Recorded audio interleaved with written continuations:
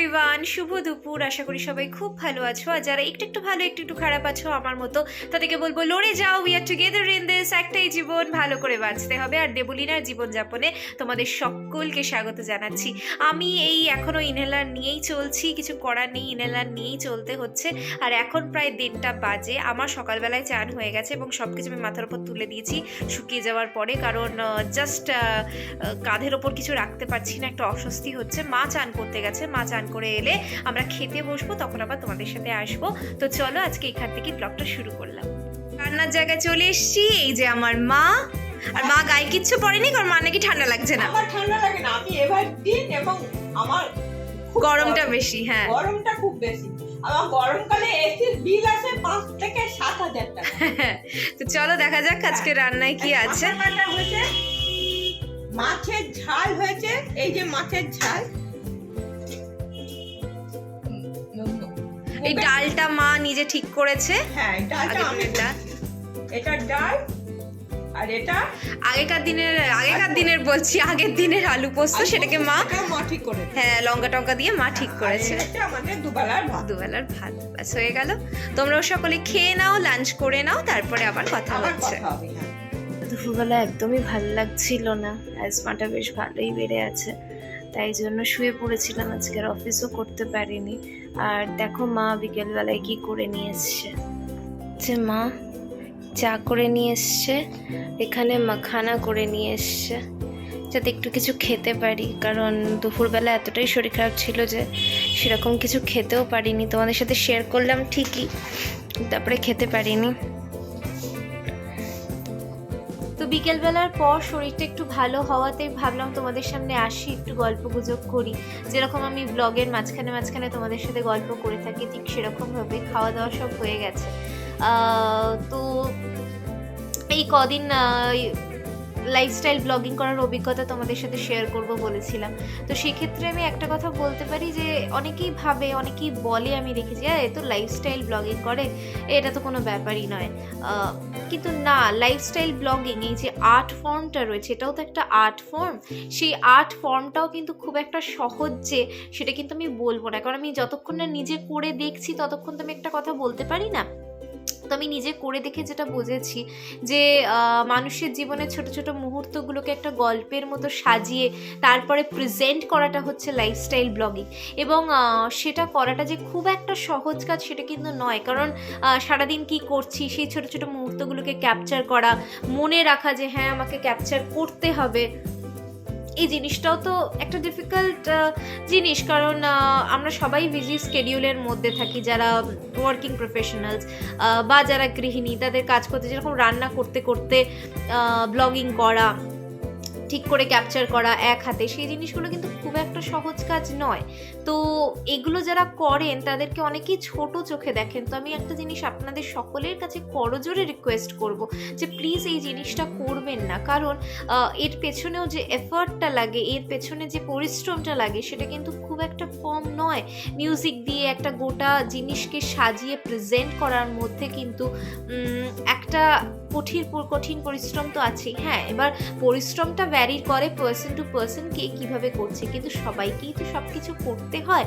Thumbnail থেকে শুরু করে সমস্ত কিছুটা নিজের মতো করে করতে হয়। ভালো খারাপের প্রশ্নে আমি যাচ্ছি না, সেটা যে যার তার মতো করে, কিন্তু আলটিমেটলি তো সবাইকেই সবার কাজটা করতে হয়, তাই না?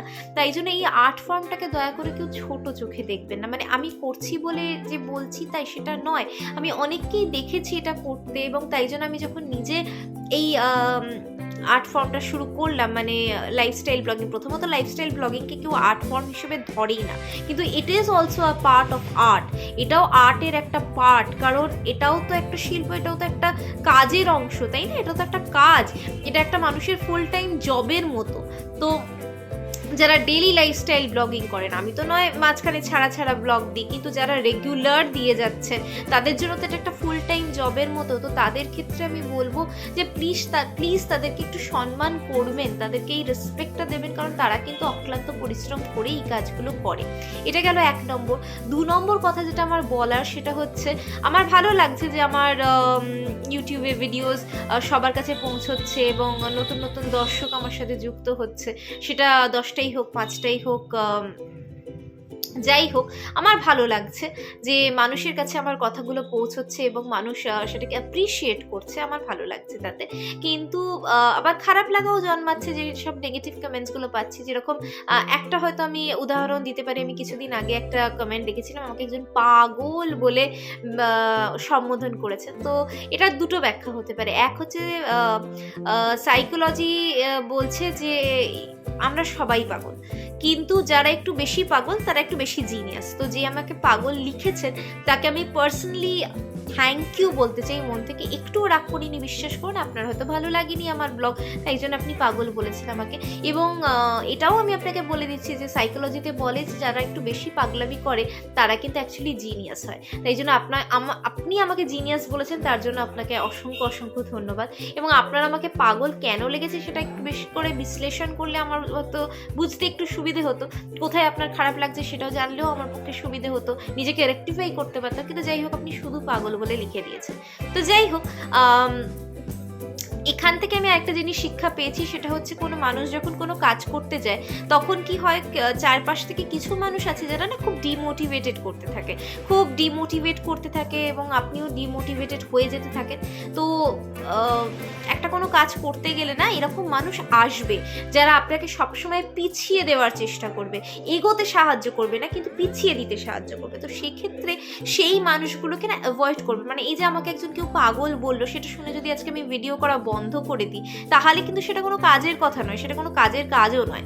তো আস্তে আস্তে আমাকে যেটা করতে হবে সেটা হচ্ছে ওভারকাম করতে হবে। আমাকে নিজেকে এটা বোঝাতে হবে যে হ্যাঁ, আমি যখন ইনফ্যাক্ট আমি এটা নিজেকে বুঝিয়েছিলাম যে আমি যখন একটা সোশ্যাল মিডিয়া প্ল্যাটফর্মে আসছি তখন আমাকে পজিটিভ নেগেটিভ দুটোকেই ফেস করে এগিয়ে যেতে হবে, কিন্তু নিজের কাজটা বন্ধ করলে চলবে না। আমি যখন একটা ইনিশিয়েটিভ নিয়েছি তখন সেটা আমাকে পূরণ করতেই হবে।